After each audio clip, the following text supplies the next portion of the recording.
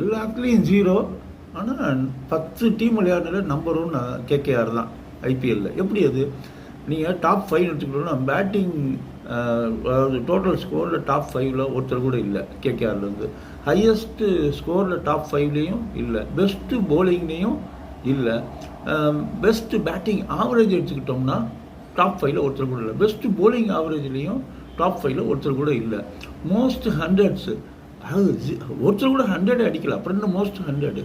Okay, most economical bowler அப்படின்னு பார்த்தோம்னா top 5ல் ஒருத்தர் கூட கேட்கறது இல்லை.